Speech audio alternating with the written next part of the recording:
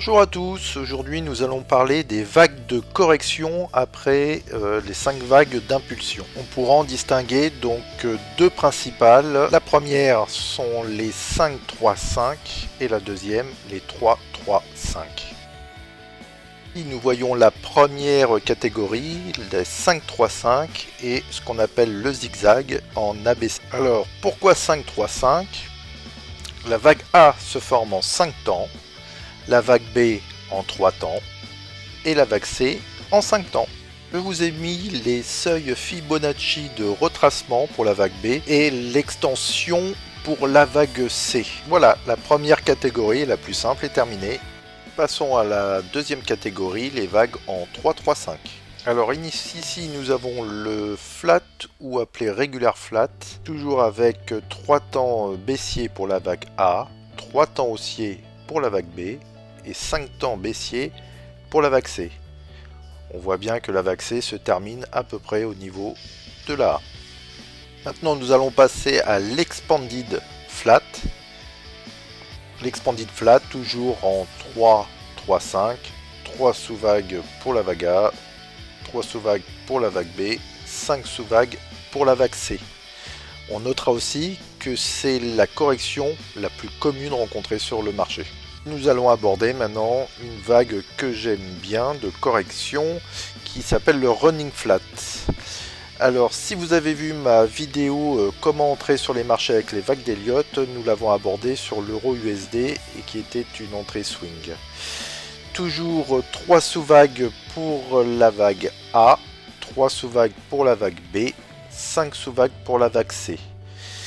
La petite exception sur cette correction est que nous n'avons pas de seuil Fibonacci pour la phase finale de la vague C. Il faudra donc rentrer en détail dans les 5 temps de la vague C et calculer au plus juste la sous-vague 5 de la vague 5 pour avoir la phase finale. La vague C est toujours au-dessus de la vague A.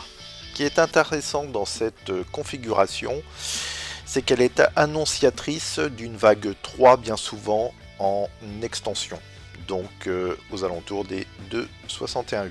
Nous allons voir maintenant les triangles, donc deux types de triangles, le contracting triangle ou l'expanded triangle.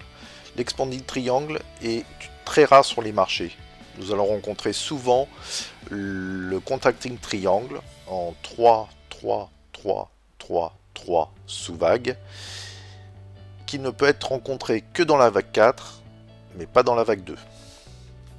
Donc maintenant nous allons voir le barrière triangle qui est riche d'enseignements pour ceux qui traitent les supports ou les résistances.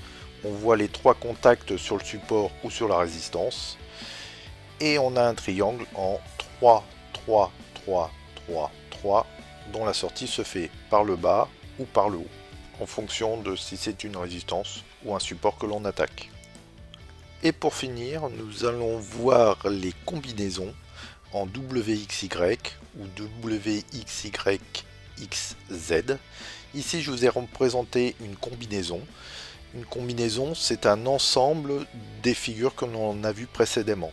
Ici, je vous ai mis en première figure un zigzag, la deuxième figure en flat et la troisième figure un expanded flat. Pour finir, je vous rappelle la règle de l'alternance. Si dans une correction en vague 2, vous avez un zigzag, par exemple, en vague 4, vous ne pouvez pas avoir la même figure. Voilà, cette vidéo est terminée. Je vous souhaite un bon visionnage. Vous avez tous les ratios et les seuils Fibonacci pour trader ces vagues. J'espère que cela vous a plu. N'oubliez pas de liker, de partager et de vous abonner à la chaîne, bien sûr.